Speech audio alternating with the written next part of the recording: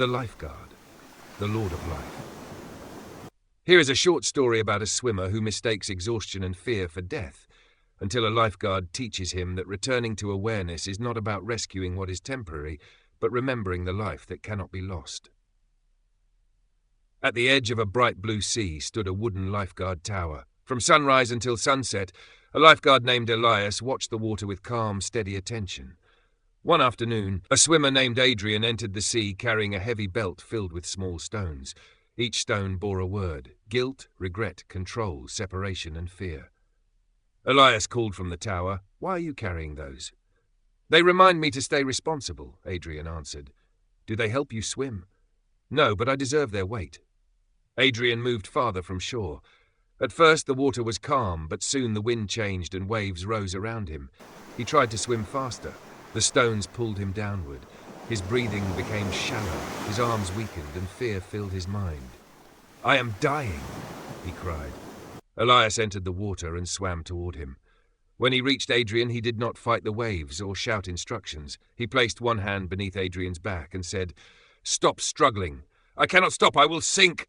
"The struggle is helping the stones pull you under." Adrian continued thrashing.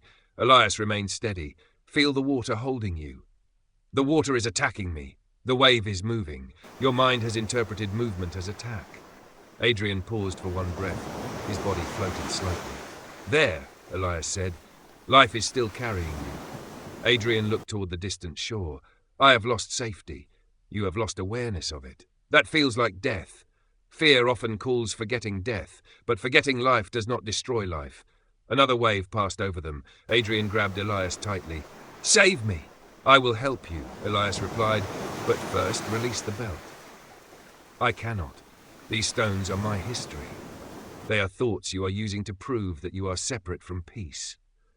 Adrian touched the stone-marked guilt. "If I release this, I am avoiding responsibility. Responsibility may guide you to apologize, repair, or choose differently. Guilt only teaches you that you deserve to drown." Adrian removed the stone and dropped it. The sea received it without judgment. He released regret, then control. When he reached separation, his hand froze. "This one keeps me alert." To what? To the possibility that no one will be there for me. Elias looked directly at him. "I am here." Adrian began to cry. "I wanted someone to rescue me, but I would not admit I needed help." "Vulnerability is not drowning," Elias said. "It is releasing the performance of being alone." Adrian dropped the stone. Only fear remained. "Do I have to get rid of fear before I can return?" "No. Fear can travel with us. It simply cannot lead." Elias guided Adrian onto his back. "Let your breathing become natural." Adrian inhaled. The breath seemed to arrive by itself. Again he breathed. "I am not making this happen," he whispered. "Life is breathing you." They moved slowly towards shore. Elias did not carry Adrian like a helpless object. He stayed beside him, supported him when needed, and reminded him to feel the water beneath his body. When Adrian became frightened, Elias said, "Return to this breath." When his arms became tired, he said, "Do not confuse the body's condition with the truth of what you are." When another wave rose, he said, "Let the wave move without giving it the meaning of death." At last, Adrian's feet touched the sand. He stood trembling in the shallow water. "I thought you saved my life." Elias smiled. "I helped your body reach the shore. But the deeper rescue was remembering that fear could not tell you what life is." Adrian looked back at the sea. "So there is no death?" "The body changes and ends. That should not be denied. But life itself is not created by the body and cannot be extinguished with it." "Then what are death thoughts?" "Any thought that tells you life is separate, fragile, abandoned, or alone." Adrian looked toward the tower. "How will I know when I have followed them?"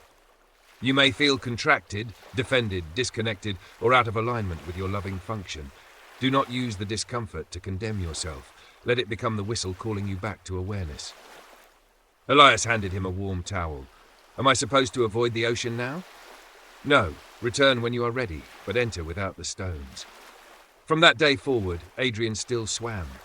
Waves still rose, his body still became tired, and fear still visited him. But whenever panic whispered, "You are dying," he paused and listened for the quiet lifeguard within. He released what pulled him downward, allowed himself to receive support, and remembered. Life is not struggling to stay alive. Life is breathing me now. May we sing, rest, and dance our way home together.